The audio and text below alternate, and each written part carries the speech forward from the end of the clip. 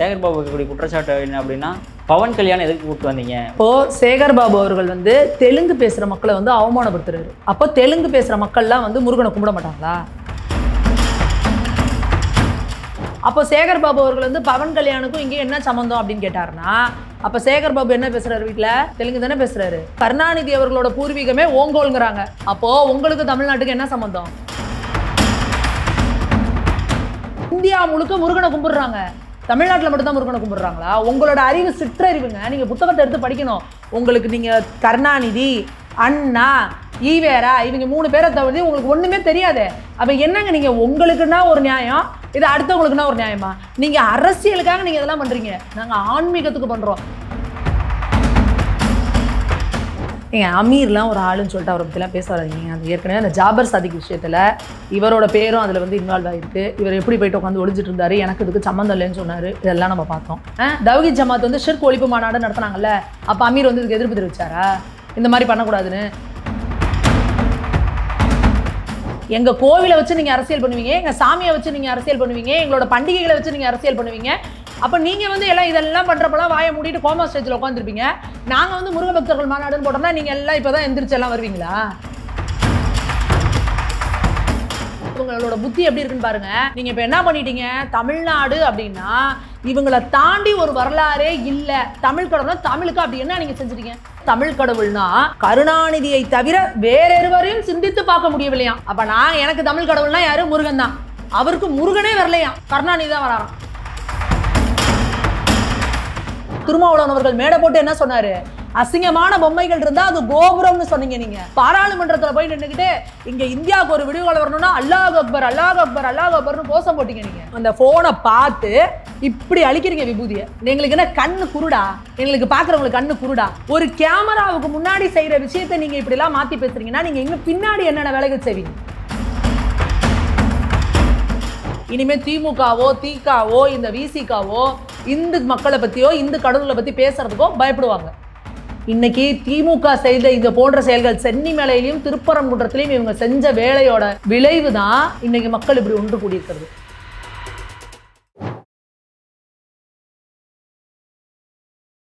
இளைய பாரத நேயர்களுக்கு வணக்கம். இன்னைக்கு நம்ம நேர்காணலில் நம்ம சிறப்பு விருந்தினர் பாஜகவின் மகளிர் அணி மாநில செயற்குழு உறுப்பினரான சுமதி மேகவர்ணன் மேம் தான். மேம் வணக்கம். மேம் வணக்கம். மேம் இதை எவ்வளவோ நிறைய தடங்கள் பண்ணி பார்த்தோம். அதாவது கேஸ் போட்டு அவங்க நடத்தக்கூடாதுன்னு பண்ணி பார்த்தோம், அதுவும் நடத்திட்டீங்க. சரி ஓகே, திமுக கொடியாவது நெட்டு பார்த்தோம், அதையும் பிடிங்கி எரிஞ்சிட்டீங்க.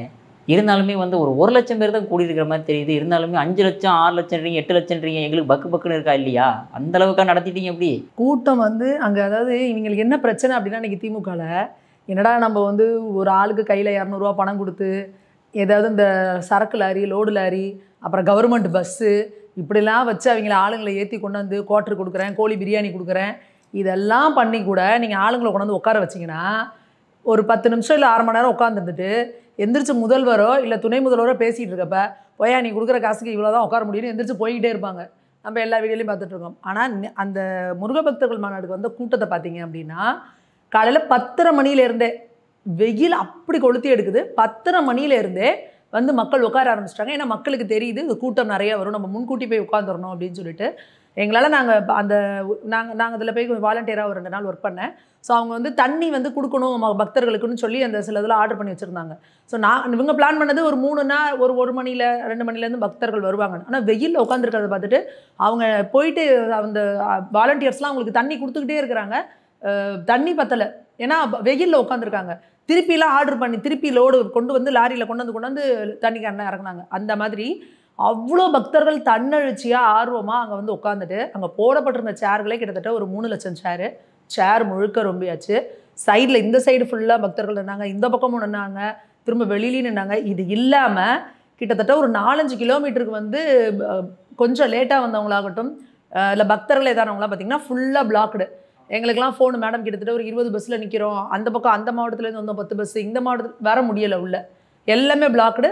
யாராலையும் என்ன பண்ணிட்டாங்க, கடைசியில் அவங்கவுங்க அப்படியே பஸ்ஸிலேயே உட்காந்து லைவ் போட்டு அப்படியே கந்த சஷ்டி கவசம் சொன்னாங்க. இப்போது எப்படி பார்த்தாலும் 5 லட்சத்துலேருந்து 7 லட்சம் பக்தர்கள் அங்கே வந்திருக்காங்கன்றப்போ இவங்களுக்கெல்லாம் எப்படி இருக்குன்னு பார்த்தீங்கன்னா வைத்தால வாயால் போகுமா போகாதா? ஏன்னாங்கடா 5 லட்சமா 7 லட்சமா, அவங்களும் நடத்த முடியாதுன்னு நினச்சோம், என்னென்னமோ பண்ணோம், எப்படி என்னமோ இது பண்ணோம். அதுக்கு முத நாள்லாம் இவர் திருமாவர்கள் வந்து அங்கே மனித சங்கிலி போராட்டம்லாம் கூட பண்ணுறாங்க. இதெல்லாம் மதவாத அச்சுறுத்தல் இது பண்ணலான்ட்டு. கம்யூனிஸ்ட் கட்சியில் இருக்கிறவங்க வந்து தெருவுக்குள்ளே போய் நின்றுக்கிட்டு யாரும் போயிடாதீங்க, இந்த அருந்ததி படத்தில் உள்ளே போயிடாத இந்த அரண்மனையை காப்பாற்றுற ஒரு பேய் மாதிரி போயிடாதீங்க, அதுக்கெல்லாம் போயிடாதீங்க அப்படின்னு நீங்கள் என்னென்னமோ பண்ணி பார்த்தீங்க. ஆனால் அந்த மக்கள் வந்து பார்த்தீங்கன்னா அதில் பெரும்பாலும் வந்து தமிழ்நாடு முழுக்க எல்லா இடத்துலேருந்து பஸ்ஸுலேயும் ட்ரெயினில் அப்படி ரொம்ப வலியுது. பஸ்ஸு அவ்வளோ மக்கள் தன்னடிச்சியாக நம்ம வந்து இருக்கணும். அதுக்கு என்ன காரணம் அப்படின்னா, இன்றைக்கி திமுக இங்கே நடத்துகிற 4 வருஷம் ஆட்சி. நீங்கள் இந்து கடவுள்களை எப்படி கேவலமாக பேசுகிறீங்க, இந்து மக்களை எப்படி இழிவாக நடத்துகிறீங்க, உங்கள் அமைச்சர்கள்லேருந்து ஆரம்பித்து உங்களோட 2ஆம் கட்ட 3ஆம் கட்ட பேச்சாளர்கள் வரைக்கும் இந்து கடவுள்கள்னால் கேவலமாக நீங்கள் பேசுகிறீங்கன்னா அப்போ அவனுக்குள்ளே அந்த வேதனை இருந்துக்கிட்டே இருக்குல்ல. ஏன்னா நம்ம சாமியை மட்டும் இப்படி பேசிக்கிட்டே இருக்காங்க, ஏன் இப்படிலாம் நடந்துக்கிட்டே இருக்குது, என்னன்றப்போ அப்போ அந்த ஒரு இடத்துல ஒருங்கிணையறதுக்கு ஒரு அழைக்கிறப்ப தன்னழிச்சி அவ்வளோ பேர் வராங்க. அப்போ அதுக்கான வெளிப்பாடு அந்த முருக பக்தர்கள் மாநாட்டில் மக்கள் வந்து கூட்டினது. அதை பார்த்துட்டு நீங்கள்லாம் கதறது அப்படிங்கிறது இன்னுமே பெரிய ஆனந்தமாக இருக்குது. இதாவது இன்னும் சில பேர் வீட்டில் உட்காந்துருக்காங்க பாருங்க, இன்னும் முடிச்சுக்காமல் சில நடுநிலை இந்துக்கள்னு சொல்லிட்டு அப்படிலாம் இருக்கக்கூடாதுப்பா அப்படின்னு அவங்க இப்போ யோசிக்க ஆரம்பிச்சிருப்பாங்க. ஏன்னா முருக பக்தர்கள் மாநாடுன்னு அங்கே போய் கும்பிடுறாங்க, அங்கே போய் எல்லாம் நிற்கிறாங்க. அங்கே யாரையும் இவனை அழிச்சிருவேன், இவனை ஒழிச்சிருவேன், இது கிடையாது, இப்படிலாம் பேசலை. நாம் எல்லாரும் இந்துக்கள், நாம் எல்லோரும் ஒற்றுமையாக இருக்கணும், நாம் எல்லோரும் சகோதரர்கள், நமக்குள்ளே வந்து ஏற்றத்தாழ்வு இருக்கக்கூடாது, நம்மளோட கடவுள்களை நம்ம பாதுகாக்கணும், நம்மளோட கோவில்களை நம்ம பாதுகாக்கணும், எப்படி நம்ம முன்னோர்கள் நம்ம கோவில்களெல்லாம் பாதுகாத்து நமக்கு கொடுத்தாங்களோ அதுபோல் நம்ம அடுத்த தலைமுறைக்கு கொடுக்கணும். இதில் என்ன தப்பு இருக்குது? இதை சொல்கிறதுக்கு எதுக்குடா இவ்வளோ பேர் குய்யா முறையோன்னு கத்துறாங்க, எதுக்குடா இவ்வளோ பேர் எல்லாம் பண்ணுறாங்கன்னு நடுநிலை இந்துக்கள் இருக்காங்கல்ல, நாங்கள்லாம் வந்து சோ கால்டு அப்படின்னு சொல்லி போட்டுக்கிட்டு உட்காந்துக்கிட்டு வியாக்கியானம் பேசிக்கிட்டு இருக்காங்க பாருங்கள், அவங்களும் கொஞ்சம் முடிச்சுக்குவாங்கல்ல. அதுக்கான நல்ல விஷயமா இது முருகன் எடுக்கிறாரு அப்படின்னு தான் நாங்கள் நினைக்கிறோம். அது ஓகே மேம். ஆனால் இப்போ சேகர்பாபு வைக்கக்கூடிய குற்றச்சாட்டு என்ன அப்படின்னா, பவன் கல்யாணம் எதுக்கு கூப்பிட்டு வந்தீங்க, ஒரு அதாவது டெப்யூட்டி சிஎம்மாக இருக்கிறவர் வந்து தமிழ்நாட்டுக்கும் அவருக்கும் என்ன சம்மந்தம் இருக்குது, அவரை ஏன் கூட்டு வந்து உட்கார வச்சிருக்கின்ற மாதிரி கேள்வி எழுப்புறாருல்ல மேம். இப்போது சேகர்பாபு அவர்கள் வந்து தெலுங்கு பேசுகிற மக்களை வந்து அவமானப்படுத்துறாரு. அப்போ தெலுங்கு பேசுகிற மக்கள்லாம் வந்து முருகனை கும்பிட மாட்டாங்களா? முருகன் வந்து தமிழ் கடவுள், நீங்கள் போய் வெங்கடாச்சலபதியை கும்பிடுங்க அப்படின்னா அப்போ இங்கே தமிழ்நாட்டிலேருந்து திருப்பதியிலையும் வெங்கடாச்சலபதியை கும்பிட வரீங்கன்னு கேட்பாங்களா? இல்லை இன்றைக்கி தெலுங்கு மக்கள் வந்து நிறைய பேர் இன்றைக்கி சொல்கிறாங்க ஆந்திராவிலேருந்தும் இதிலேருந்தும் திருவண்ணாமலைக்கு பெரும்பான்மையாக வந்து வராங்க அப்படின்னு சொல்லிட்டு இப்போ சமீபத்தில் வந்துட்டு இருக்கு. நிறைய தெலுங்கு பேசுகிற மக்களும் கன்னட மக்களும் வந்து திருவண்ணாமலைக்கு வராங்க. பக்தி ஆன்மீகம் நம்ம பாரத தேசம் முழுக்க நம்ம வேறு பாஷை பேசலாம், வேறு ட்ரெஸ் இது பண்ணலாம், நம்மளோட எல்லாம் இருக்கலாம். ஆனால் நம்மளோட கலாச்சாரமும் பண்பாடும் நம்ம ஆன்மீகமும் தான் நம்மளை ஒருங்கிணைக்கிறது. அங்கே காஷ்மீரில் ஆரம்பித்து இங்கே கன்னியாகுமரி வரைக்கும் நம்மளோட கடவுள்கள், நம்மளோட பக்தி இதுதானே நம்மளை ஒருங்கிணைக்குது. அப்போ சேகர்பாபு அவர்கள் வந்து பவன் கல்யாணுக்கும் இங்கே என்ன சம்மந்தம் அப்படின்னு கேட்டாருன்னா, அப்போ சேகர்பாபு என்ன பேசுகிறாரு, வீட்டில் தெலுங்கு தானே பேசுகிறாரு. திமுகவில் எல்லாரும் வந்து தெலுங்குக்காரங்க இருக்காங்களே, தெலுங்குல எவ்வளோ பேர் இருக்காங்க, இங்கே நேரு ஐயா இருக்கார், ஏவா வேலு ஐயா இருக்கிறாரு, கேகேஎஸ்எஸ்ஆர் ஐயா இருக்கார், ஏகப்பட்ட ரெட்டிகளும் நாயுடுகளும் இருக்கிறாங்க திமுகவில் பெரிய தலைகள் எல்லாம் எடுத்திங்கன்னா எல்லாருமே தெலுங்கு தான் பேசுவாங்க. இன்னும் சொல்ல போனால் கருணாநிதி அவர்களோட பூர்வீகமே ஓங்கோல்ங்கிறாங்க. அப்போது உங்களுக்கு தமிழ்நாட்டுக்கு என்ன சம்மந்தம்? அப்போ நீங்கள் அப்படி பேச வந்துட்டீங்களா? அப்போது இந்த திமுகவோட அடிநாதம் அப்படின்னா என்னென்னா பிரிவினைவாதம். இவங்க எந்த நூக்கன் கார்னரில் போனீங்கன்னாலும் பிரிவினைவாதத்தை ஒன்று வைப்பாங்க. அப்போ தெலுங்கு பேசுகிற மக்கள் கேள்வி கேட்கணும், அப்போ தமிழ் கடவுள் முருகனை கும்பிட்றதுக்கு தெலுங்கு பேசுகிற மக்களுக்கு வந்து இது கிடையாதா? அப்போ தெலுங்கு பேசுகிற பவன் கல்யாண் அவர்கள் வந்து இங்கே வந்து தமிழ் கடவுள் முருகனுக்கு நாங்கள் கூட்டிருக்கக்கூடாதா? இதுக்கு சேகர்பாபு அவர்கள் பதில் சொல்லணும். ஏன்னா அவர் தெளிவுபட சொல்கிறார் பவன் கல்யாண் அவர்கள், நான் இங்கே படித்தேன், இங்கே சென்னையில் தான் நான் வளர்ந்தேன், நான் மயிலாப்பூரில் தான் படித்தேன், என்னை வந்து எனக்கு படிப்பு சொல்லி கொடுத்தது இந்த தமிழ்நாடு அப்படின்னு சொல்லிட்டு. அப்போ நீங்கள் வந்து அவரை வந்து ஏன் கேட்குறீங்க? அப்படி பார்த்தா நீங்கள் உங்களோட கூட்டத்துக்கு இண்டி கூட்டணின்னு வச்சுக்கிட்டு இங்கேருந்து கர்நாடகாவுக்கு போய் இதில் போய் ஓட்டு கேட்குறீங்க. உங்கள் முதல்வர் இங்கேருந்து போய் மம்தா பானர்ஜிக்கு இது பண்ணுறேன்னு எழுதி வச்சுட்டு பெங்காலி மொழியில் தப்பாக பேசுகிறாரு. தமிழே நீங்கள் துண்டிச்சிட்டு தப்பாக தான் படிப்பீங்க. அவர் பெங்காலி மொழி எழுதி வச்சு படிச்சுட்டு வந்தார்ல. அப்போ தமிழ்நாடு முதல்வர் ஸ்டாலினுக்கும் அங்கே வெஸ்ட் பெங்காலுக்கு என்ன சம்பந்தம்? எதுக்கு நீங்களாம் ஓட்டு கேட்டாங்க போறீங்க? உங்களுக்கு ஓட்டு கேட்டீங்க வந்து அரசியலா தானே பார்க்க முடியும். இது ஆன்மீகம். நீங்க ஒரு ஓட்டு வாங்குறதுக்காக அரசியலுக்கே நீங்க இதை பண்றீங்கன்னா ஆன்மீகத்துக்கு என்னங்க பிரிவினை இருக்கு? இந்தியா முழுக்க முருகனை கும்பிடுறாங்க, தமிழ்நாட்டில் மட்டும்தான் முருகனை கும்பிடுறாங்களா? உங்களோட அறிவு சிற்றறிவுங்க. நீங்க புத்தகத்தை எடுத்து படிக்கணும். உங்களுக்கு நீங்க கருணாநிதி, அண்ணா, ஈவேரா இவங்க 3 பேரை தவிர உங்களுக்கு ஒன்றுமே தெரியாது. நீங்கள் புத்தகத்தை எடுத்து படித்தாதான் தமிழ்நாட்டை தாண்டி எவ்வளோ முருகனுக்கு பிரசித்தி பெற்ற தலங்கள் இருக்குது, எப்படி வணங்குறாங்க உங்களுக்கு தெரியணும்ல. காசியில் போய் பாருங்கங்க, காசியில் முருகன் இருக்காருங்க. எங்கே முருகன் இல்லை? நீங்கள் இப்படி கண்ணை மூடிக்கிட்டு நான் வந்து பூனை கண்ணை முடிக்கிச்சுன்னா பூலோகம் இருண்டு போயிடும், பாருங்க பூமி ஃபுல்லாக இருட்டாக இருக்குங்க அப்படின்னா உங்களோட பகுத்தறிவுங்கிறதே தானே. பகுத்தறிவுனா என்னங்க? ஒரு விஷயத்தை பகுத்து அறிஞ்சு இது இருக்கு அப்படின்னு சொல்றதுக்கு தான் அறிவு தேவை. ஒண்ணுமே இல்லை அப்படின்னு சொல்றது முட்டாமையை சொல்லிட்டு போயிடுவான். அதுக்கு பேர் உங்களுக்கு அறிவா? கடவுள் இல்லைன்னு சொல்றதுக்கு உனக்கு என்ன அறிவு வேண்டி கிடக்கு? நமக்கு தாண்டி ஒரு சக்தி இங்கே இயங்கிக்கிட்டு இருக்கு, அது நம்மளை எப்படி இயக்கிக்கிட்டு இருக்குன்னு தெரிஞ்சுக்கிறதுக்கும் உனக்கு ஒரு நுண்ணிய அறிவு வேணும். அந்த அறிவு இல்லாமல் நீங்கள் வந்து இஷ்டத்துக்கு வாய்க்கு வந்ததெல்லாம் பேசிக்கிட்டு நாங்கள் தான் பகுத்தறிவாளர்கள்னு பேசிக்கிட்டு நீங்கள் வந்து பிரிவினைவாதம். தெலுங்கு பேசுகிற பவன் கல்யாணுக்கு இங்கே தமிழ்நாட்டில் என்ன வேலை, தெலுங்கர் பவன் கல்யாணுக்கு இங்கே என்ன வேலைன்னு கேட்குற சேகர்பாபு அவர்கள் இங்கே மெஜாரிட்டியாக தெலுங்கு பேசுகிறவங்க இதில் இருக்கிறாங்கல்ல, அவங்களெல்லாம் விட்டுருவீங்களா? அப்படி பார்த்தா கருணாநிதி அவர்களுக்கு வந்து சிலை திறக்கிறதுக்கு ஏன் வெங்கையா நாயுடு அவர்களை கூட்டிகிட்டு வந்தீங்க? ஏன் இங்கே தமிழ்நாட்டில் யாரும் இல்லையா? இப்போ காயின் இது பண்ணாங்கல்ல, அதுக்கு யார் வந்தாங்க? ராஜ்நாத் சிங் ஐயா வந்தார்ல, ஏன் நீங்கள் அங்கேருந்து இங்கே கூட்டிகிட்டு வந்தீங்க? அப்போ என்னங்க நீங்கள் உங்களுக்குன்னா ஒரு நியாயம், இது அடுத்தவங்களுக்குன்னா ஒரு நியாயமா? நீங்கள் அரசியலுக்காக நீங்கள் இதெல்லாம் பண்ணுறீங்க, நாங்கள் ஆன்மீகத்துக்கு பண்ணுறோம். இன்னும் சொல்லப்போனால் உலகெங்கிலும் இருக்கிற அனைத்து முருக பக்தர்கள், அவங்க எந்த மொழியை சேர்ந்தவர்களாக இருந்தாலும் சரி, எந்த மதத்தை சேர்ந்தவங்களா, இன்னும் சொல்லப்போனால் மாற்று மதத்தை சேர்ந்தவங்க எத்தனை பேர் முருகனை வழிபடுறவங்க இருக்காங்க தெரியுமா? எத்தனை இஸ்லாமியர்களும் முஸ்லீம் இது கிறிஸ்தவர்களும் வந்து பழனிக்கு வரவங்களாம் இருக்காங்க வேண்டுதல் வச்சுட்டு. நீங்கள் அவங்களெல்லாம் வரவேணான்னு சொல்லிடுவீங்களா? இப்படி பேசுகிற இந்த வாய் தான் பழனியில் வந்து இந்துக்களுக்கு இந்த இதில், அதாவது நம்மளோட கோவிலில் வந்து இந்த இதுக்கு மேலே அந்த கர்ப்பகத்துக்குள்ளே இந்துக்கள் இல்லாதவர்களுக்கு அனுமதி இல்லைன்றத அது அப்பையிலேருந்தே இருக்குது. இந்த போர்டு ஏன் வைக்கணும்னு சொல்லி நீங்களாம் பிரச்சனை பண்ண உத்தம சிகாமணிகள் இவர்கள் தெலுங்கு பேசுகிற பவன் கல்யாணிங்க வரான்னு கேட்டால் எப்படி இவனுங்களாம் முரண்பாடுகளின் மூட்டைகளாக இவங்கெல்லாம் இருக்காங்க அப்படின்றத நீங்கள் பார்த்துக்கணும். நீங்கள் மாற்று மதத்தை பற்றி பேசுனீங்க. அதேமாதிரி மாற்று மதமாக இருக்கக்கூடிய டைரக்டர் அமீர் அவர்கள் கூட வந்து ஆன்மீகத்தையும் இந்த அரசியலையும் கலக்கும்போது இந்த மாநாடு வந்து மிகவும் ஆபத்தான மாநாடு அப்படின்ற மாதிரி விளக்கம் கொடுத்துருக்காரு மேம். ஏங்க அமீர்லாம் ஒரு ஆளுன்னு சொல்லிட்டு அவரை பற்றிலாம் பேச வராதிங்க. அந்த ஏற்கனவே அந்த ஜாபர் சாதிக் விஷயத்தில் இவரோட பேரும் அதில் வந்து இன்வால்வ் ஆகிருக்கு. இவர் எப்படி போயிட்டு உட்காந்து ஒழிஞ்சிட்டு இருந்தார், எனக்கு இதுக்கு சம்மந்தம் இல்லைன்னு சொன்னார், இதெல்லாம் நம்ம பார்த்தோம். அமீர் வந்து இவருக்கு என்ன இது இருக்குன்னு சொல்லிட்டு இவர் வந்து எல்லாம் பேசிட்டு உட்காந்துருக்காருன்றது புரியல. எத்தனை இஸ்லாமிய கட்சிகள் வந்து மாநாடு நடத்தியிருக்காங்க. தவ்ஹீத் ஜமாத் வந்து ஷிர்க் ஒழிப்பு மாநாடு நடத்தினாங்கல்ல, அப்போ அமீர் வந்து இதுக்கு எதிர்ப்பு தெரிவிச்சாரா? இந்த மாதிரி பண்ணக்கூடாதுன்னு சனாதனத்தை வேறறுப்பேன் அப்படின்னு சொல்லிட்டு திருமாவளவன் அவர்கள் ஒரு மாநாடு நடத்தினார். அதுக்கு போய் அமீர் வந்து இது பண்ணாரா? இப்போ நீங்கள் இந்த மனித சங்கிலி நடத்துனீங்களே, எதுக்கு? நாங்கள் என்ன அங்கே பண்ண போகிறோம்? டேய் அவனெல்லாம் வெட்டுறா, டே இவனெல்லாம் கட்டுறா, இப்படிலாம் நாங்கள் பேசினோமா? நம்ம ஒழுக்கமாக இருக்கணும், நம்ம இதாக இருக்கணும், நம்ம எல்லோரும் சகோதரர்களாக இருக்கணும், நம்ம இப்படி பேசுகிறதுக்கு ஏன் நீங்கள் எல்லாம் இப்படி குதிக்கிறீங்க? என்ன இதில் அரசியல் வந்துருச்சு? எங்கள் கோவிலை வச்சு நீங்கள் அரசியல் பண்ணுவீங்க, எங்கள் சாமியை வச்சு நீங்கள் அரசியல் பண்ணுவீங்க, எங்களோட பண்டிகைகளை வச்சு நீங்கள் அரசியல் பண்ணுவீங்க. இன்றைக்கி தமிழகத்தோட முதல்வராக இருக்கிற ஒருத்தர் வந்து எங்களோட இந்து பண்டிகைகளுக்கு வாழ்த்து சொல்ல மாட்டேன்னு உட்காந்துருப்பாரு. இதெல்லாம் அரசியல் இல்லை. ஏன் இதெல்லாம் பண்ண மாட்டேங்கிறீங்கன்னு கேள்வி கேட்டால் நாங்கள் உடனே அரசியல். என்ன அவங்களோட நியாயமாக இருக்குது? நாங்கள் இந்துக்கள் அமைதியான முறையில் பவன் கல்யாண் அவர்கள் சொன்னதான், எங்களுக்கு இஸ்லாமியர்களும் கிறிஸ்தவர்களும் எங்களோட சகோதரர்கள், அதில் எங்களுக்கு எந்த இதுவும் கிடையாது. நாங்கள் போய் யாரோட இது பண்ண மாட்டோம். ஆனால் எங்கள் மதத்தை நீங்கள் இழிவுபடுத்துறீங்க, எங்களோடதெல்லாம் கேள்விக்குறியாக்குறீங்க, கேள்விக்குரியதாக்குறீங்கன்னா நிச்சயமாக நாங்கள் எடுத்து கேள்வி கேட்போம். அது எங்களோட ஜனநாயக கடமை, எங்களோட உரிமை அது. அப்போ நீங்கள் வந்து எல்லாம் இதெல்லாம் பண்ணுறப்பெல்லாம் வாயை மூடிட்டு கோமா ஸ்டேஜில் உட்காந்துருப்பீங்க. நாங்கள் வந்து முருக பக்தர்கள் மாநாடுன்னு போட்டோம்னா நீங்கள் எல்லாம் இப்போ தான் எந்திரிச்சு எல்லாம் வருவீங்களா? இதை கேட்க அமீர் அவர்களுக்கு என்ன தகுதி இருக்கு? முதல்ல நம்ம அடுத்ததான் நம்ம அன்பில் மகேஷ் பொய்யாமொழி அவருமே வந்து இந்த மாநாட்டை வந்து கொஞ்சம் குற்றம் சாட்டிட்டு, அதாவது தமிழ்நாட்டுக்கே ஏன் திமுகவுக்கே நாங்கள் கடவுளாக பார்க்குறது வந்து கருணாநிதி அவர்கள்ங்கிற மாதிரி, அதாவது முருகனையும் கருணாநிதி அவர்களும் ஒப்பிட்டு பேசுகிற மாதிரி சொல்லியிருக்காரு. முருகனையும் கருணாநிதியும் ஒப்பிட்டு பேசலை, முருகனை விட கருணாநிதி தான் உயர்ந்தவர்னு பேசுகிறாரு. அவர் எப்படி சொல்கிறாருன்னா, என்னை பொறுத்த வரைக்கும் தமிழ் கடவுள்னா கருணாநிதியை தவிர வேற எவரையும் சிந்தித்து பார்க்க முடியவில்லையா. அப்போ எனக்கு தமிழ் கடவுள்னா யாரு? முருகன் தான். அவருக்கு முருகனே வரலையாம், கருணாநிதி தான் வராராம். அப்போது எப்பேற்பட்ட இவங்களோட புத்தி எப்படி இருக்குன்னு பாருங்க. நீங்கள் இப்போ என்ன பண்ணிட்டீங்க? தமிழ்நாடு அப்படின்னா இவங்களை தாண்டி ஒரு வரலாறே இல்லை. தமிழ் கடவுள்னா தமிழுக்கு அப்படி என்ன நீங்கள் செஞ்சுட்டீங்க? நீங்கள் சொல்லுங்கள்.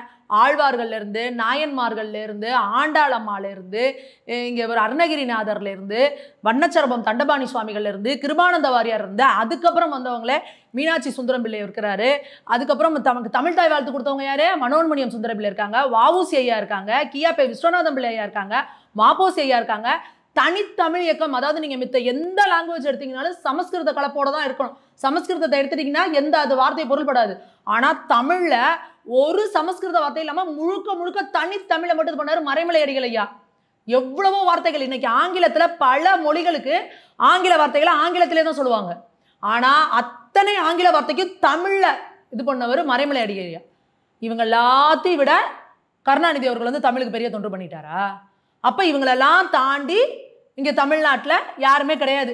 இவங்க எல்லாம் ஒன்றுமே பண்ணல, கருணாநிதி மட்டும்தான் பண்ணியிருக்காரு. நீங்கள் இந்த இலக்கியங்கள், சங்க இலக்கியங்கள்னு எடுத்துக்கோங்க. தொல்காப்பியரில் ஆரம்பித்து, கம்பனில் ஆரம்பித்து, இளங்கோவடிகளில் ஆரம்பித்து எவ்வளோ இலக்கியம் கொடுத்த இவங்களாம் இருக்காங்க. இவங்களெல்லாம் விட மிகப்பெரிய இலக்கியத்தை வடிச்சிட்டாரா கருணாநிதி அவர்கள்? நீங்கள் என்னங்க சொல்ல வரீங்க? அப்போ நீங்கள் தமிழ்நாட்டில் தமிழர்களோட வரலாற்றை திட்டமிட்டு அழிக்கிறதுக்காக நீங்களாம் இங்கே உள்ளே இறங்கியிருக்கீங்களா? எங்களோட கடவுள் தமிழ் கடவுள்னா முருகனை விட எங்களுக்கு கருணாநிதி தான் முக்கியம். அடுத்து நீங்கள் என்ன பண்ண போறீங்க? தமிழ்நாடு முழுக்க போய் இப்போ தான் அந்த சமாதிக்கு தயிர் வடை வச்சு அங்கே போய் ஜால்ரா அடிச்சு டான்ஸ் ஆடி பஜனை பாடிக்கிட்டு இருக்கிறீங்க. அடுத்து இப்போ சிலை வச்சாச்சு தமிழ்நாடு முழுக்க. அடுத்து தமிழ்நாடு முழுக்க கோயில் கட்ட போறீங்களா? கையில் இவர் வேல் வச்சிருப்பாரு, அவர் பெரியாரோட தடியை வச்சுக்குவாரு, இவரை தடியை வச்சுட்டு கருணாநிதி நிற்கிற மாதிரி போட்டு ஊர் ஃபுல்லாக கோயில் கட்ட போறீங்களா? அப்படிதான் இவர் சொல்றாரு. இப்போ சேகர் பாபு அவர்கள் சொல்றாரு, கால்நகம் முளைப்பதற்கு முன்னாடியே அரசியலுக்கு வந்தவர் எங்கள் ஸ்டாலின். அவர் ஒரு தீர்க்கதரிசி, அவர் வந்து ஒரு மகான், அரசியல் ஞானி, இப்படிலாம் பேசுறாரு. யாரு? இவர் சேகர் பாபு. அவங்க ஸ்டாலின் சித்தர் அப்படின்னு சொல்லி அவருக்கு ஒரு கோயிலை கட்டுங்க. இதானே நீங்க பண்ணுவீங்க? இதானே உங்க பகுத்தறிவு? நாங்க சாமிக்கு சிலை வச்சு எங்களோட முன்னோர்களை வந்து தெய்வமா வச்சு வழிபட்டா இதெல்லாம் மூட நம்பிக்கை. கல்லு பேசுமா? கல்லுக்கு இதெல்லாம் தேவையா? கல்லுக்கு மாலை தேவையா? கல்லுக்கு எதுக்கு இதெல்லாம் கேட்ட பகுத்தறிவு கும்பல் இன்னைக்கு ஊர் ஃபுல்லா எதுக்கு கல்லுல சிலை வச்சுட்டு உட்காந்துருக்கீங்க? எதுக்கு அந்த கல்லுக்கு போய் மாலை போடுறீங்க? எதுக்கு அந்த கல்லு பக்கத்துல எவனும் போயிடக்கூடாதுன்னு சொல்லிட்டு கம்பி கட்டி வலை வச்சு எல்லாத்தையும் கேஜில் அடிச்சு வைக்கிறீங்க? என்ன உங்க பகுத்தறிவு வேண்டி கிடக்குது? நீங்க உங்க பகுத்தறிவு பேசுறீங்க, நீங்க போய் டெய்லி சமாதியில கொண்டு போய் தயிர் வடை வைக்கிறீங்க, டெய்லி நியூஸ் பேப்பர் வைக்கிறீங்க, முரசொலி பேப்பர். கருணாநிதி எந்திரிச்சு வந்து டெய்லி நியூஸ் பேப்பர் படிப்பாரா? என்ன உங்க பகுத்தறிவு? எதுக்கு அவரோட எதுக்கு டெய்லி மலர் அலங்காரம், லட்சக்கணக்கான செலவுல டெய்லி மலர் அலங்காரம் பண்றீங்கல்ல? எந்திரிச்சு அவர் வந்து அந்த பூவெல்லாம் எடுத்து போட்டு பாத்துக்க போறாரா? எங்க கோவில்ல எங்க சாமிக்கு செஞ்சப்பதெல்லாம் நீங்க கேள்வி கேட்டீங்கல்ல, இப்ப நீங்க ஏங்க இதெல்லாம் பண்ணிட்டு இருக்கீங்க? என்ன உங்க பகுத்தறிவு? அப்போ இந்த கூட்டத்தோட சித்தாந்தம் என்ன? இவங்களுக்கு எந்த ஒரு சித்தாந்தமும் கிடையாது, ஒரு கொள்கை தெளிவு கிடையாது. வாய் புளிச்சதோ மாங்காய் புளிச்சதோன்னு முதல்வர் அடிக்கடி சொல்லுவார் பாருங்க. அந்த மாதிரி இங்க வாய்க்கு வந்ததை பேசிக்கிட்டு இவங்களோட ஒரே அஜெண்டா இந்து மத எதிர்ப்பு. இந்து மதத்தை எதிர்க்கணும், இந்து மதத்தை கேலி பேசணும், இந்துக்கள்னு சொல்றதுக்கு அசிங்கப்படணும். ஒருத்தன் கோயிலுக்குள்ள போனா, என்னடா கோயிலுக்குள்ள போயிட்டியா பண்டார கூட்டமா, என்னடா பட்டையெல்லாம் போட்டிருக்கிற, என்னடா நாமம் போட்டிருக்க, என்னடா ஒரு கொட்டையெல்லாம் மாட்டிருக்க, இப்படி அவனை அசிங்கப்படுத்தி கேவலப்படுத்தி நான் ஒரு இந்துன்னு சொன்னா எனக்கு நான் கூனி குறுக்கி அசிங்கப்படணும் அப்படிங்கிற நிலைமைக்கு நீங்க கொண்டு வர்றது தான் இன்னைக்கு இந்த திமுக வந்து எல்லா வேலையும் பார்த்துட்டு இருக்கு. இப்போ அதுக்கு எதிர்ந்து மக்கள் கிளம்புறாங்க, எதிர்ப்பு குரலை கிளப்புறாங்க. அப்படிங்கிறப்போ உங்களால் அதை தாங்கிக்க முடியல. அதனால நீங்க என்ன பண்றீங்க? நீங்களே உங்க தலைவர்களை கடவுள் அவதாரமாக்கிக்கிறீங்க, நீங்களே அவங்களை ஞானிகள் ஆக்கிக்கிறீங்க, நீங்களே நாங்க தான் இங்க எல்லாத்தையும் தமிழகத்துக்கு எல்லாத்தையும் பண்ணிட்டோம்னு சொல்றீங்க. அப்ப இங்க தமிழ்நாட்டில் இருக்கிற மக்கள்லாம் முட்டாள்களா? இப்ப எங்க கூட வாழ்ற சமகால மக்கள்லாம் வந்து வரலாறு தெரியாதவங்களா? தமிழை யார் வளர்த்தவங்கன்னு எங்க தமிழ்நாட்டு மக்களுக்கு தெரியாதா? 5000 வருடங்களுக்கு முன்னாடியே இரும்பு உருக்கிறத தெரிஞ்சு வச்சிருந்த தமிழன்னா எங்களோட ஜீன்ல எவ்வளோ ஆகச்சிறந்த அறிவாளிகளோட ரத்தம் இருக்கு, ஜீன் இருக்கு எங்க உடம்புல. எங்க தாத்தா முப்பாட்டெல்லாம் எவ்வளோ பெரிய அறிவாளி. ஒரு 60 வருஷம் நீ பேசி பேசி எங்களை வந்து மூளைச்செலவை பண்ணி அந்த ஒரு குழம்புல குட்டையில நீ மீன் பிடிச்சிட்டேன்னா இன்னும் நீ அப்படியே போறதுக்கு நாங்களா விட்டுருவோமா? எங்க முன்னோர்களோட ஜீன் எங்களுக்குள்ள இருக்குல்ல, அது முடிச்சுக்காதா? எலும்பி உன்னை கேள்வி கேட்காதா? 2 தலைமுறையை நீ ஏமாத்திட்ட, இப்போ 3ஆவது தலைமுறை அப்படியே இருக்குமா? இப்போ இன்னைக்கு இளைஞர்கள் கேள்வி கேட்குறான், பதில் சொல்லுங்க. அன்னைக்கு முருகர் மாநாடுக்கு வந்தது எவ்வளவு இளைஞர்கள், காலேஜ் படிக்கிற பசங்க, 10வது 11வது படிக்கிற பசங்க, அவ்வளோ பேர் இளைஞர்கள் மாநாட்டுக்கு வந்து அந்த முருக பக்தர்கள் மாநாட்டுக்கு வந்திருக்காங்க. அவ்வளோ சந்தோஷமா இருந்துச்சு. அவ்வளோதாங்க. வருங்கால தலைமுறையை நாங்கள் வந்து விழிப்படைய வச்சுட்டோம்னா அதுக்கப்புறம் உங்களை தூக்கி எங்கே கடைசனமோ கடைசியில் போயிட்டே இருப்பாங்க. அவ்வளோதான். இவங்க எல்லாம் விமர்சனம் பண்ணுறது ஓகே மேம். திருமாவளவன் அவர்கள் வந்து ஏற்கனவே நிறைய பிரச்சனைகள் பார்த்துட்டு இருக்கிறார் பாவம். நீங்கள் எவ்வளோ அடி அடிக்கிறீங்க. இன்றைக்கி தான் ஒரு வீடியோவே விளக்கம் கொடுக்குற அளவுக்கு வச்சிட்டீங்க அவரை. அவர் வேர்வு வந்திருக்கு, லைட்டாக தொடச்சிருக்கிறாரு மேம். அதை போய் விபூதி அழிச்சிட்டாரு. இப்போ நான் பேசுகிறப்போ இந்த வீடியோவோட நீங்கள் போடுங்க அவர் என்ன பண்ணுறாருன்னு. கோவிலேருந்து வராரு, அவர்கிட்ட செல்ஃபி கேட்குறாங்க, கேமராவை அவரே வாங்குறாரு, செல்ஃபோனை வாங்கி அந்த செல்ஃபியில் பார்த்துக்கிட்டு, நான் சொல்கிறது தப்பாக இருந்தால் நீங்கள் வீடியோ பேரலாக போடுங்க, கேமராவில் பார்த்துக்கிட்டே தெளிவாக விபூதி அளிக்கிறாரு. வேர்வைக்கு அளிக்கிறவங்க. இப்போ நீங்கள் அண்ணாமலை அவர்கள்லாம் பார்த்தீங்கன்னா எப்பவுமே விபூதி வச்சுட்டு வந்து இன்டர்வியூவில் உட்காருவார். ஆனால் அவர் இன்டர்வியூ கொடுக்க அவருக்கு வேர்க்கும். அவர் என்ன பண்ணுவார், டவல் எடுப்பார், அப்படியே தொடப்பார், அப்படியே பண்ணுறப்ப அந்த விபூதி போகிறது வேற. நீங்கள் எடுத்து அந்த ஃபோனை பார்த்து இப்படி அழிக்கிறீங்க விபூதியை. எங்களுக்கு என்ன கண்ணு குருடா? எங்களுக்கு பார்க்குறவங்களுக்கு கண்ணு குருடா? ஒரு கேமராவுக்கு முன்னாடி செய்கிற விஷயத்தை நீங்கள் இப்படிலாம் மாற்றி பேசுகிறீங்கன்னா நீங்கள் இன்னும் பின்னாடி என்னென்ன வேலைகள் செய்வீங்க? பார்த்து தெளிவாக விபூதி அழிச்சிட்டு ஃபோட்டோ எடுத்துகிட்டு போகிறீங்க. கேட்டால் எனக்கு வேர்த்துருச்சு, நான் வேர்வைக்காக நான் எப்போவுமே நெத்தியை தொடப்பேன். இன்னைக்கு நீங்கள் இப்படி சொல்கிறீங்கல்ல, பதில் இதுதான் இந்துக்களோட ஒற்றுமைக்கு கிடைத்த வெற்றி. ஏன்னா திருமாவளவன் அவர்கள் மேடை போட்டு என்ன சொன்னார், அசிங்கமான பொம்மைகள் இருந்தால் அது கோபுரம்னு சொன்னீங்க. நீங்கள் பாராளுமன்றத்தில் போய் நின்றுக்கிட்டு இங்கே இந்தியாவுக்கு ஒரு விடுதலை வரணும்னா அல்லாஹ் அக்பர் அல்லாஹ் அக்பர் அல்லாஹ் அக்பர்னு கோஷம் போட்டீங்க. நீங்கள் இந்துக்களுக்கு எதிராக என்னென்ன பேசணுமோ எல்லாம் பேசுனீங்க. நீங்கள் தைப்பூசத்துக்கு எதுக்கு விடுமுறை? நீங்கள் வந்து தமிழ் கடவுள் முருகன் முருகன்னு சொல்லிக்கிட்டு இருந்தீங்கன்னா கூட அந்த சனாதன வழுக்குப்பாறையில் கால் வைக்கிறதா ஆகிடும். சொன்னீங்கல்ல நீங்கள். இன்னைக்கு என்ன நீங்கள் வந்து விளக்கம் கொடுக்குறீங்க? அப்போ நீங்கள் வந்து இந்து மக்கள் மேலே நீங்கள் ரொம்ப ஒரு இதோடு இருக்கிறவங்களா? இந்து மத நம்பிக்கைகளில் உங்களுக்கு ஈடுபாடு உண்டா? திடீர்னு எப்படி அதாவது இனிமேல் இந்த தமிழக வரலாற்றை அரசியல் வரலாற்றை முருக பக்தர்கள் மாநாட்டுக்கு முன் முருக பக்தர்கள் மாநாட்டுக்கு பின் அப்படின்னு திருப்பி வச்சிடலாம். இவங்க இனிமேல் எல்லாரும் எப்படி பேசுகிறாங்கன்றத நீங்கள் எழுதி வச்சுக்கோங்க.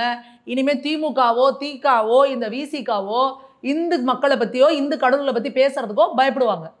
இதே இவர் அங்கே போய் உட்காந்தார்ல, குல்லா போட்டிருந்தார்ல, குல்லா ரெகுலராக போட்டிருக்கவங்களுக்கு தான் போட வரும். நீங்கள் போடாமல் போட்டிருந்தீங்கன்னா என்ன ஆகும்? கொஞ்சம் நேரத்தில் தலையெல்லாம் நம்ம நம்பங்க. நீங்கள் கொஞ்சம் நேரத்தில் போட்டு இல்லைங்க எனக்கு தலை அரிச்சதுன்னு எடுத்து கொடுத்தீங்களா? அதை மட்டும் போட்டுக்கிட்டே உட்காந்துருந்தீங்க. ஏன்னா உங்களுக்கு அது பெருமை. அப்போ தான் இஸ்லாமியர்களாக உங்களுக்கு ஓட்டு போடுவாங்க. நீங்கள் விபூதி அழிச்சியில் உனக்கு ஓட்டு கிடையாதுன்னு இந்துக்கள் சொல்கிறதுக்கு எவ்வளோ நேரம் ஆக போகுது? நேற்று நீங்கள் அத்தனை லட்சம் மக்கள் அங்கே கூட்டிட்டதுனால நீங்கள் இன்றைக்கி என்ன சொல்கிறீங்க? இல்லை நான் விபூதி அழிக்கலை, வேர்வை அமைஞ்சு தொடச்சேன். வேர்வையை துடைக்கிறதுக்கும் கேமராவை பார்த்து இப்படி துடைக்கிறதுக்கு வித்தியாசம் இல்லையா? நீங்கள் உங்களோட நாடகம் எல்லாமே வெளுத்துக்கிட்டு இருக்கு. உங்கள் நீலச்சாயம் அத்தனையும் வெளுத்துக்கிட்டு இருக்கு. அதனால் இனி முருக பக்தர்கள் மாநாட்டுக்கு அப்புறம் இந்துக்களை பற்றி பேசுறதுக்கு யாருக்கு இனிமேல் துணிச்சல் வரவே வராது. இந்துக்கள் ஒன்று கூட ஆரம்பிச்சிட்டாங்க. இந்துக்கள் கேள்வி கேட்க ஆரம்பிச்சிட்டாங்க. ஏன் எங்களோட முருகன் மலையை வந்து நீ வந்து சிக்கந்தர் மலைன்னு சொல்கிற? இவ்வளோதான் எங்கள் கேள்வி. நீங்கள் இன்னைக்கு சொல்கிறீங்கல்ல, மதவாதம் மதவாதம் மதவாதம் அரசியல் பண்ணுறாங்க, மதத்தை வச்சு அரசியல் பண்ணுறேன்னு சொல்கிற அத்தனை பேத்துக்கு நான் சொல்கிறேன். நீங்கள் திருமாவளவன்ட்ட கேட்குறேன், வைகோ அவர்களை கேட்குறேன், அமீரை கேட்குறேன், ஸ்டாலின் அவர்களை கேட்குறேன், உதயநிதி அவர்களை கேட்குறேன், சேகர்பாபு அவர்களை கேட்குறேன். எப்பா திருப்பரங்குன்றத்தில் இருக்கிறது முருகர் மலை தான், அது சிக்கந்தர் மலை இல்லை. ஏன்னா பாரம்பரியமாக 2ஆம் நூற்றாண்டுலேருந்து அது வந்து அங்கே மேலே காசி விஸ்வநாதர் கோயில் இருக்குது. அதுக்கப்புறம் வந்தது இப்போது இந்த இதில் படையெடுப்பில் தான் இவங்க வந்தாங்க. அந்த மலை திருப்பரங்குன்ற மலை முருகன் மலை தான்ப்பா, சிக்கந்தர் மலை இல்லை அப்படின்னு ஒரு வார்த்தை, ஒரே ஒரு வார்த்தை நீங்கள் யாராவது சொல்லுங்கள். நீங்கள்லாம் வந்து இந்து விரோதிகள் இல்லைன்னு நாங்கள் சொல்கிறோம். உண்மைன்னு ஒத்துக்க முடியல உங்களால். எத்தனையோ 1000 ஆண்டு பழமையான எங்கள் முருகன் கோயிலில் இப்போ 100 வருஷத்துக்கு முன்னாடி உட்காந்துக்கிட்டு ஒருத்தவங்க வந்து உட்கார வச்சு நீங்கள் பண்ணிகிட்டு இருக்கீங்க அப்படின்னா அப்போ நீங்கள் யார்? உண்மையான வரலாறு இருக்கிற எங்களோட வரலாறை நீங்கள் அழித்து திரிச்சு ஐயோ அவங்க மனசு புண்பட்டுரும், அவங்க மனசு இதாகிடும், அவங்க உணர்வுகள் புண்பட்டுரும் அப்படின்னா அப்போ இந்து மக்கள்லாம் இழிச்சவாயிருங்களா? அப்போ எங்கள் உணர்வுகள் புண்படாதா? எங்கள் கோயிலில் நீங்கள் போயிட்டு உட்காந்துட்டு கெடா வெட்டி திங்கிறேன்னு தோளில் கெடா ஒதுக்கி போட்டுட்டு போவீங்க. அதுக்கு உங்களோட இதில் இருக்கிற ஒருத்தர் வந்து உட்காந்துட்டு அங்கே போய் எல்லாம் பண்ணுவார். கறி பிரியாணி எடுத்துகிட்டு போய் நீங்கள் மலையில் திம்பிங்க. எல்லாம் என்னங்க அநியாயம் இது? அப்போ நீங்கள் இதெல்லாம் பண்ணுவீங்க, நாங்கள் வேடிக்கை பார்த்துட்டு சும்மாவே இருப்போம். இன்றைக்கி திமுக செய்த இந்த போன்ற செயல்கள் சென்னி மலையிலையும் திருப்பரங்குன்றத்திலையும் இவங்க செஞ்ச வேலையோட விளைவு தான் இன்றைக்கி மக்கள் இப்படி ஒன்று கூடியிருக்கிறது. அதுதான் மதுரை மக்கள் அவ்வளோ பேர் நாங்கள் பேச்சு கொடுக்குறப்பெல்லாம் தான் சொல்கிறாங்க. ஆமாங்க இவங்க இப்படியே பண்ணிக்கிட்டே இருந்தால் நாங்கள் கேள்வி கேட்டுகிட்டே இருக்க முடியுமா? அந்த முருக பக்தர்கள் மாநாட்டில் வந்தவங்க எவ்வளோ பேர் திமுக காரங்க தெரியுமா? நிறைய திமுக காரர்கள் தான் வந்திருந்தாங்க. கொடி ஏதாவது போட்டு வந்திருந்தாங்களா? திமுக காரர்கள் நிறைய பேர் வந்து சொல்லிட்டு தான் போனாங்க, நாங்களாம் திமுக தாங்க, முருகனுக்காக வந்திருக்கோம், இவங்க திருப்பரங்குன்றத்தில் பண்ணது எங்களுக்கு பிடிக்கலங்க, அதுக்காக நாங்கள் வந்திருக்கோம். இந்த ஐபி ரிப்போர்ட் ஸ்டாலின் போயிருக்குமா மேம்? இது நிறைய போயிருக்கோம், அதனால தான் கதறாங்க. நீங்கள் அடுத்து பாருங்க, அடுத்து ஏதாவது ஏற்கனவே இந்த முருகன் மாநாடு நடத்துனாங்கல்ல, இது மாதிரி திமுக சார்பாக இனி ஆன்மீக மாநாடுகள் தொடர்ந்து நடக்கும். திமுக நிர்வாகிகள்லாம் காவடி தூக்குவாங்க, பால் காவடி எடுப்பாங்க, எல்லாம் பண்ணுவாங்க. நீங்கள் கதறிக்கிட்டே இருங்க. இன்னும் நான் சொல்கிறேன், அடுத்து இப்போது நாங்கள் இந்து முன்னணி சார்பாக ஓம் சக்தி மாநாடு, பிள்ளையார்பட்டியில் இப்போ விநாயகர் மாநாடு, அடுத்து ஈஸ்வரனுக்கு மாநாடு, அடுத்து பெருமாளுக்கு மாநாடு நடத்திக்கிட்டே இருப்போம். நீங்கள் கதறிக்கிட்டே இருங்க. ஏங்க நாங்கள் பக்தர்களுக்கு வச்சு இது பண்ணுறோங்க, உங்களுக்கு என்ன பிரச்சனை? நீங்கள் உண்மையாலுமே முருகனை மதிக்கிறதா இருந்தால் தமிழ் கடவுள் முருகன்றீங்கள, நம்ம தமிழ்நாட்டில் நம்ம தமிழ் கடவுளை கொண்டாடுறோம், உங்களுக்கு என்ன பிரச்சனை? அப்பா நல்ல சந்தோஷம், எல்லோரும் கொண்டாடுங்கப்பா. ஒரு ஸ்டாலின் அவர்களுக்கு பத்திரிக்கை வைக்கிறதுக்கு கேட்டிருக்காங்க பர்மிஷன், நீங்கள் கொடுக்கல, ஒரு வாழ்த்து தெரிவிச்சுட்டு போகலாமே. முருக பக்தர்கள் மாநாடு நல்லபடியாக நடக்கட்டும், அனைத்து முருக பக்தர்களுக்கும் வாழ்த்துக்கள் சொல்லிட்டு போகலாமே. சேகர்பாபு அறநிலையத்துறைக்கான அமைச்சர், ஆன்மீகத்துக்கு கோவில்களை பாதுகாக்கிற அமைச்சர், அவர் என்ன சொல்லணும்? முருக பக்தர்கள் மாநாடு நடக்குதா, வாழ்த்துக்கள் நல்லபடியாக நடக்கணும். அது சங்கிகள் மாநாடு, அங்கே போகிறவெல்லாம் சங்கி, நீங்கள்லாம் சொங்கி, நீங்கள்லாம் ஒரு அறநிலையத்துறை அமைச்சருக்கு லட்சணமாக பேசுகிறீங்களா? உங்கள் வைத்தறிச்சல் தெரியுது இல்லை, உங்கள் பயமும் பதட்டமும் தெரியுது இல்லை. நான் ஒரு தமிழ் கடவுளை கொண்டாடுறேன்னா எல்லாரும் கொண்டாட வேண்டியதானே. இப்போ யாராவது ஒருத்தர் கலைஞருக்கு பாராட்டு விழா எடுக்கிறாங்கன்னு வச்சுக்கோங்க, திமுகவை சாராதவர்கள் கலைஞருக்கு பாராட்டு விழா எடுக்கிறாங்க, உடனே திமுக காரங்க என்ன சொல்லுவாங்க? அதை பிறா எங்கள் கலைஞருக்கு நீங்கள் பாராட்டு விழா நடத்துவீங்க அப்படி கேட்பீங்களா? நீங்களும் கொண்டாடுவீங்கல்ல. அதே மாதிரி தமிழ் கடவுள் முருகன், அவர் எல்லாருக்கும் பொதுவானவர். அப்போ இந்து முன்னணி கொண்டாடுது, அதை பிறா எங்கள் தமிழ் கடவுளுக்கு நீங்கள் வந்து எடுப்பீங்க, அதே பிள்ளை பண்ணுறான், அவன்லாம் சங்கி, இவெல்லாம் பாருங்க. அப்போ இதுலேருந்தே தெரியுது கடவுளை வச்சு அரசியல் செய்கிறது யாரு? இந்த திமுக, திக இவங்களோட கூட்டணி கட்சிகள். நாங்க எங்களோட உரிமைகளை கேட்குறோம். எங்களுக்கு வலிக்குதுன்னு அழுகுறோம். நீங்க எங்களை அடிச்சுக்கிட்டு இருக்கீங்க. இந்துக்கள்னா இப்படிதான், இந்துக்கள்னா இப்படிதான், கடவுள்கள்னா இப்படிதான், இந்த பண்டிகைகள்லாம் இப்படிதான். ராமாயணம் கட்டுக்கதை. யார் இப்போ கோவிசீலன் சொல்றாருல, ராமாயணம் கட்டுக்கதைங்கிறாரு. இவர்கிட்ட கேட்டாங்களா இப்போ ராமாயணம் கட்டுக்கதையாதுன்னு? இவர் போய் அதுக்கான இது ஆர்கியாலஜிக்கல் இது இருக்கா அவர்கிட்ட? இதே மாதிரி மித்தத்தை சொல்லுவார் அவரு. இவருக்கு தேவையா? அப்போ ராமாயணம் கட்டுக்கதை இப்படிலாம் சொல்லி நீங்கள் அடிச்சுட்டே இருப்பேன். நாங்கள் திருப்பி அடிக்காதே, எங்களுக்கு வலிக்குது, இப்படிதான் சொல்லியிருக்கோம். நாங்கள் இன்னும் திருப்பி அடிக்க ஆரம்பிக்கல. அடிக்காதே எங்களுக்கு வலிக்குதுன்னு தான் இந்துக்கள் கேள்வி கேட்க ஆரம்பிச்சிருக்காங்க. திருப்பி அவங்க அடிக்க ஆரம்பிச்சாங்கன்னா இங்கே திமுக, திகங்கிற கட்சியெல்லாம் இல்லாமல் போயிடும், இருந்தாடம் இல்லாமல் போயிடும். இன்னைக்கு எப்படி காங்கிரஸ் இதெல்லாம் எப்படி, இந்த கம்யூனிஸ்ட்லாம் எப்படி இருக்கிறாங்க பாருங்க, 0.1%ல இந்த மாதிரி போயிடும். திமுகவும் திகவும் எழுதி வச்சுக்கோங்க. அப்போ நீங்க இந்துக்களை தொடர்ந்து சீண்டிக்கிட்டே இருந்தீங்கன்னா, திருப்பி பதில் கொடுக்க அவங்க ஆரம்பிச்சாங்க அப்படின்னா உங்களால தாங்க முடியாது. அதுதான் இவங்களுக்கு கொடுக்குற பதில். அந்த மாநாட்டில் வந்து அண்ணாமலை அவரோட ஸ்பீச் வந்து ரொம்ப பெரிய விஷயமா பார்க்கப்படுதுங்க மேம். அதில் அவர் சொல்கிற ஒரு பாயிண்ட் எதுக்கு சொல்கிறாரு அப்படின்னு பார்த்தீங்கன்னா, கிறிஸ்தவர்கள் இத்தனை கோடி பேர், 200 கோடி பேர் மேலே இருக்காங்க, இஸ்லாமியர்களும் கிட்டத்தட்ட 200 கோடி பேர், 2050 வரும்போது இஸ்லாமியரோட பாப்புலேஷன் அதிகமாயிரும். இந்த ஒப்பீடு எதுக்காக மேம் அவர் கொண்டு வரணும் அந்த இடத்துல? ஒப்பீடு கிடையாது. எப்போவுமே ஒரு டெமோக்ராஃபிக்கல் சேஞ்ச் அப்படின்றது நம்மளோட இந்தியா வரலாற்றிலே நம்ம எடுத்து பார்க்கணும். இந்தியா முழுக்க இந்துக்கள் மட்டும்தான் இருந்தோம். எப்போ இஸ்லாமியர்கள் படையெடுத்து இங்கே உள்ளே வராங்களோ, கட்டாயப்படுத்தி நம்ம மக்களை வாழ்முனையில் நிறுத்தி நம்ம மக்கள் எல்லாத்தையும் மதம் மாற்றுறாங்க. மதம் மாற்றினதுக்கப்புறம் அவங்கள என்ன பண்ணுறாங்கன்னா, அவங்களோட அடையாளம் முழுக்க அளிக்கிறாங்க. நீங்கள் இதுக்கப்புறம் உன்னோட குலதெய்வத்தை வழிபடக்கூடாது, எதுவும் பண்ணக்கூடாது. இன்றைக்கி பாருங்கள், இன்றைக்கி இருக்கிற இஸ்லாமியர்கள் நம்மளோட முன்னோர்கள் இந்துக்களாக இருந்தாங்கிறத உணர்றாங்களா? எப்போ இங்கே இந்தியாவுக்குள்ளே என்ன ஆகுது? இந்து முஸ்லீம் பிரச்சனை. எப்படி இந்தியாவில் பிரிவினைவாதம் வந்துச்சு? பாகிஸ்தான் எப்படி நம்ம இந்தியாவே நம்ம தாயவே வெட்டி துண்டாக்குற மாதிரி எடுத்துகிட்டு போனாங்கல்ல, அந்த ஜின்னாவும் வந்து இந்துவாக இருந்தவர் தானே. அப்போது மத மாற்றம் அப்படிங்கிறது ஒரு தேசிய அபாயம். அவங்களுக்கே தெரியாமல் அவங்களுக்குள்ள மூலச்செலவு பண்ணி அவங்கள வந்து எல்லாம் பண்ணுறாங்க. அதே போல் தான் கிறிஸ்துவர்கள், ஆங்கிலேய கிறிஸ்துவர்கள் இங்கே வந்தோன்னு என்ன பண்ணுறான், அவன் வந்து வாழ்முனையில் மாத்திரானா, இவன் வேறு மாதிரி நயவஞ்சகமாக உங்களுக்கு பணம் தரேன், உங்களுக்கு ரொட்டி தரேன், உனக்கு பசியாக இருக்கா சோறு தரேன், இப்படிலாம் பண்ணி பண்ணி பண்ணி படிக்க வைக்கிறேன், இப்படிலாம் பண்ணி இவன் மதம் மாத்திரம் பண்ணுறான்.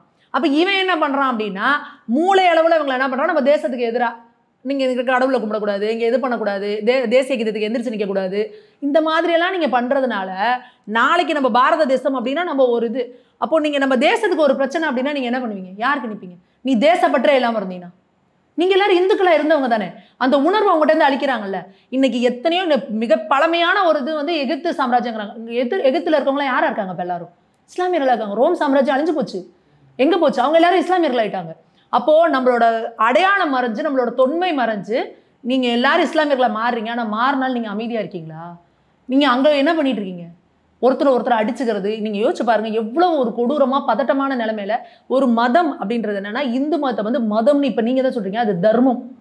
இந்து தர்மத்தை பொறுத்த வரைக்கும் என்ன அப்படின்னா, ஒரு வாழ்வியல் முறை. எப்படி நீ சகோதரத்துவத்தோடு வாழணும், எப்படி அமைதியாக வாழணும், எப்படி நான் சக உயிர் மட்டும் கிடையாது, புல்லு பூண்டு தாவரம் விலங்கு எல்லாத்தையும் நேசிக்கணும், இயற்கையை நேசிக்கணும், இயற்கையை பாதுகாக்கணும். அதனால தான் நம்ம மரத்தை கும்பிடுவோம், விலங்கை கும்பிடுவோம், செடியை கும்பிடுவோம், கல்லை கும்பிடுவோம், மலைகளை கும்பிடுறோம். எதற்காக? அந்த இயற்கை இல்லைன்னா இன்னைக்கு நாம் இல்லை. இதெல்லாம் நமக்கு சொல்லி கொடுக்குறது நம்மளோட சனாதன தர்மம். ஆனால் மித்த இடத்துல அது அப்படி கிடையாது. அது வந்து ஒரு நாடு பிடிக்கிறதா, அந்த மக்களை ஆக்கிரமிக்கிறதா, அவங்கள ஒரு அமைதி இல்லாத நிலைமையை ஆக்கிக்கிட்டு இருக்கு. இது ஒரு நம்ம போய் ஒரு புதக்குழிக்குள்ள உழுவுறோன்ற தெரியாமே போய் மக்கள் அதில் மாட்டுறாங்க. அதனால தான் இன்னைக்கு பாருங்க, அந்த பாப்புலேஷனுக்கு ஈக்குவலாக நான் எந்த மதத்தையும் சாராதவன்னு ஒரு 190 கோடி பேர் வரான். அப்போ என்னாச்சுன்னா, உங்களுக்குள்ளே போய் அவன் வெறுத்துட்டான். போய் என்னடா எங்களை இந்த மதம்ன்ற பேரில் ஏன் எங்களை இப்படி டார்ச்சர் பண்ணுறீங்க, நாங்கள் எந்த மதமுமே இல்லை அப்படின்னு வெளியில் வர பாப்புலேஷன் வந்து யூரோப்பில் அதிகமாகிட்டு இருக்கு. இப்போ ஏன்? நீங்கள் மதத்தின் பேரெல்லாம் உங்களுக்கு பண்ண துன்பம், டார்ச்சரு, இத்தனை மணிக்கு நீங்கள் அங்கே வரலையா, வழிபட வரலையா, அவ்வளோதான், இத்தனை தடவை நீ சாமி கும்பிடலையா, உனக்கு அவ்வளோதான், நீ இப்படி தான், இப்படி எந்த ஒரு வலுக்கட்டாயத்தின் பேரில் எதுவுமே இருக்கக்கூடாது இல்லையா? ஆனால் நம்மளோட சனாதன தர்மம் அப்படி கிடையாது. நீ எதை கும்பிட்டாலும் அது நான் தான். உனக்கு ஒரு கல்லை பிடிக்குதா, கல்லை கும்பிடு, ஒரு மரத்தை கொடுக்குதா, மரத்தை கும்பிடு. இன்னைக்கு நீங்கள் நம்மளோட ஆழ்வார்கள் நாயன்மார்கள்லாம் எடுத்து பாருங்க. நாயன்மார்கள் எரிபத்த நாயனார்னு சிவனை எப்படி வேணா நீ வழிபடலாம். வெறுமனை நீ அன்னதானம் மட்டுமே பண்ணிட்டு இருந்தேன்னு வச்சுக்கோ, நீ வந்து சிவனடியார் ஆயிடுவேன். சிவனுக்கு வெறுமனை பூ மட்டுமே பறிச்சு மாலை கட்டி கொடுத்த ஒருத்தவங்க வந்து ஒரு சிவனடியார். நீ எதை செஞ்சாலும் ஆத்மார்த்தமான அன்போட பக்தியோட நீ செஞ்சீங்கன்னா அதுதான் இறை பக்தின்னு சொல்றது தான் நம்மளோட சனாதனம். நமக்கு முழு சுதந்திரம். நீ வாரத்தில் எத்தனை நாள் கோயிலுக்கு போகலன்னா நீ அவ்வளோதான். அந்த மாதிரியான குற்ற உணர்ச்சியை நமக்கு எதுவும் கொடுக்கறது இல்லையே நம்மளோட தர்மம். அதுதான் நம்மளோட சனாதன தர்மம். அப்போ இந்த மாதிரி ஒரு சுதந்திரத்தோட ஒரு ஒழுக்க நெறிகளோட நீங்க அந்த முருகபக்தர் மாதிரிலாம் சொன்ன பாருங்க, கிளம்புறப்போ எல்லாரும் சேர் எடுத்து அடுக்கி போட்டு குப்பையெல்லாம் எடுத்துட்டு போய் கவர்ல போட்டுட்டு எவ்வளோ ஒரு ஒழுங்குமுறையோட போறாங்க. அதுதான் ஆன்மீகம். ஆன்மீகம்னாலே நமக்கு கொடுக்கறது ஒழுக்கம், சுய ஒழுக்கம், சுய கட்டுப்பாடு. இதை கொடுக்கறது தான் ஒரு மதம், ஒரு ரிலீஜன் கொண்டு வர்றது. நீங்கள் என்ன பண்ணுறீங்க, மதத்தை வச்சு நாடுகளை பிடிக்கிறது, ஒரு எல்லை தாண்டிய தீவிரவாதத்தை தூண்டுறது அப்படின்னு வரப்போ இன்னைக்கு இது உலக அளவில் பாதிப்பை உண்டாக்கிட்டு இருக்கு. அப்போ இந்துக்கள் விழிச்சுக்கணும், இந்து மக்கள் பார்க்கணும். உலகம் முழுக்க நிறைய இஸ்லாமிய கண்ட்ரிகள் இருக்குது, உலகம் முழுக்க நிறைய கிறிஸ்தவர் கண்ட்ரிகள் இருக்குது. ஆனால் இந்து நாடு, இந்துக்கள் பெரும்பான்மையாக இருக்கிறது நாம் மட்டும்தான் இருக்கிறோம். அதையும் இந்து நாடுன்னு சொல்ல விடாமல் நீங்கள் நாங்கள் வந்து செக்யூலர் அப்படின்னு சொல்லி நீங்கள் வந்து ஒரு கதையை கட்டி விட்டுருக்கீங்க. அதுவும் இந்த காங்கிரஸ் பண்ண வேலை. நம்மளோட அரசியலமைப்பு சட்டத்தில் அப்படி இல்லை. இந்திரா காந்தி அவர்கள் சொருகுன இடைச்சொருகள் அந்த வார்த்தை. நம்ம பெரும்பான்மையான இந்துக்கள் இருக்கக்கூடிய நம்ம பாரத தேசமும் நேபாள், இது ரெண்டும் தான் இருக்குது. அப்போது நாம் நம்ம தேசத்தையும் நம்ம தர்மத்தையும் நம்ம பாதுகாக்கணும். எதற்காக அப்படின்னா நம்மளோட வருங்கால தலைமுறை அமைதியாக நிம்மதியாக இருக்கணுங்கிறதுக்காக. இன்றைக்கி அங்கே என்ன நடக்குதுன்றதை நம்ம பார்த்துக்கணும். நாளைக்கு அது நம்ம பிள்ளைகளுக்கு நடக்கக்கூடாது. அப்படின்னா நாம் எப்படி நம்மளோட தர்மத்தை காப்பாற்றிக்கணும், எப்படி நம்ம பிள்ளைகளுக்கு நம்ம முன்னோர்கள் நம்ம தர்மத்தை நமக்கு கொடுத்துட்டு போனாங்களோ அதே போல் நம்ம அவங்களுக்கு கொடுத்துட்டு போகணும் அப்படின்ற விழிப்புணர்வு ஏற்படுத்தணும். இது காலத்தோட கட்டாயம். இது அண்ணாமலை அவர்கள் மட்டும் பேசலை, ஜியோ பாலிட்டிக்ஸ் பேசிகிட்டு இருக்கு, அவ்வளோ பேர் பேசிகிட்டு இருக்காங்க. ஒட்டுமொத்த உலகமே இதை கவனிச்சிட்டு இருக்கு. நீங்கள் சைனாவில் போய் பாருங்கள், அமெரிக்காவில் போய் பாருங்கள், ரஷ்யாவில் பாருங்கள், எல்லா இடத்துலையும் ஒரு பெரிய இஷ்யூவை எதை பற்றி பேசிகிட்டு இருக்காங்க, இதை தான் பேசிகிட்டு இருக்கிறாங்க. ஸோ இவங்க எப்படி வந்து இப்படி அவங்களோட கவுண்ட் அதிகமாக்கிக்கிட்டு எப்படி எல்லாரையும் டாமினேட் பண்ணுறாங்க, எப்படி வைலன்ஸ் இது பண்ணுறாங்க அப்படின்றத கவனிச்சுட்டு இருக்காங்க. அப்போ இது நம்ம காலத்தினோட கட்டாயம். அண்ணாமலை அவர்களை பொறுத்த வரைக்கும் எங்களோட ஒரு தேசிய கட்சியாக எங்களோட சித்தாந்தம்னா தேசமும் தெய்வமும், இதுதான் எங்களோட முக்கியம். எங்களுக்கு ஒரு தேசியமாக எங்களோட கலாச்சாரம், எங்களோட பண்பாடு, எங்களோட ஆன்மீகம், இது எல்லாத்தையும் நாங்கள் காப்பாற்றணும். இதுதான் எங்களோடது. அப்போ அதை தெளிவுபட அவர் சொல்கிறப்போ யோசிப்பாங்க மக்கள். இப்போ அண்ணாமலை அவர்கள் சொன்னால் லட்சக்கணக்கான பேர் பார்ப்பாங்க. அப்போ மக்கள் யோசிப்பாங்க, ஓ அப்படியா, இப்படிலாம் நடந்துட்டு இருக்கா, இவ்வளோ விஷயங்கள் இதில் இருக்கா, எதுவுமே தெரியாம தானே நம்ம மக்கள் இருக்காங்க. அவர் சொல்லும்போது யோசிக்கிறாங்கல்ல. எவ்வளோ இளைஞர்கள் வந்து நம்ம கட்சியிலே இருக்கிறவங்களுக்கு கூட என்னக்கா இவ்வளோ சொல்கிற தலைவர், ஓ இப்படி இருக்காங்களாக்கா அப்படிலாம் கேட்குறாங்கல்ல. அப்போது இதை பற்றின ஒரு இதே இல்லாமல் நம்ம மக்கள் எல்லாரையும் எப்படி நம்ம மூலச்செலவை செய்யப்பட்டு உட்கார வச்சுருக்கோம் அப்படின்றத இந்த மாதிரி ஒருத்தர் பேசுகிறப்போ அது இந்த ஐஸ் பிரேக்கிங்பாங்க. யாரா பூனைக்கு மணி கட்டுறது அப்படின்னு நீங்கள் பார்த்துக்கிட்டே இருந்தீங்கன்னா பூனை நம்மள எல்லாரும் வந்து அடிச்சு சாப்பிட்டுக்கிட்டே போயிட்டு தான் இருக்கும். யாராவது ஒருத்தர் துணிச்சலாம் அந்த பூனைக்கு மணியை கட்டி தான் ஆகணும். ஏன்னா அந்த மணி கட்டுறவனே நீங்கள் என்ன சொல்கிறீங்க, உடனே இவன் மதவாதிடா, இவன் மத அரசியல் பண்ணுறான்டா, இவங்க வந்தாலே மதக்கலவரத்தை தூண்டிடுவான்டா. நாங்கள் யாரையும் மதக்கலவரம் தூண்டுறதுக்கு நாங்கள் தயாராக இல்லை. நாங்கள் விரும்புறது அமைதியை மட்டும்தான். அது எங்களுக்கு எதிரில் இருக்கிற பாகிஸ்தானாக இருந்தால் கூட நாங்கள் வந்து தீவிர பயங்கரவாதிகளை மட்டும்தான் போய் அடிச்ச வரும். அங்கே இருக்கிற பொதுமக்களை நாங்கள் கை வைக்கல. அதுதான் பாரத தேசத்தோடது, பாஜகவோட ஸ்டாண்டும் அதுதான். நரேந்திர மோடி அவர்களை பொறுத்த வரைக்கும் என்றைக்குமே அமைதியும் சகோதரத்துவமும் நமக்குள்ளே எல்லாம் ஒன்றா இருக்கணும். அதே நேரம் நீங்கள் வந்து இந்துக்களை தொடர்ந்து சீனிக்கிட்டே இருந்தீங்கன்னா ஏன் எங்களை வந்து டிஸ்டர்ப் பண்ணுறீங்கன்னு கேள்வி கேட்குற இடத்துல நாங்கள் இருக்கோம். உரத்த குரலில் எங்களோட கேள்வியை நிச்சயமாக எழுப்புவோம். அதில் எந்த சந்தேகமும் கிடையாது. அற்புதமான விளக்கம் கொடுத்தீங்க மேம். முருகன் மாநாடு மிகப்பெரிய மாற்றம் தருதுங்கிறத தெளிவுபடுத்த முடியுது மேம். உங்கள் பொன்னான நேரத்தில் இளையபாதம் எழுதுனதுக்கு மிக்க நன்றி மேம். நன்றி.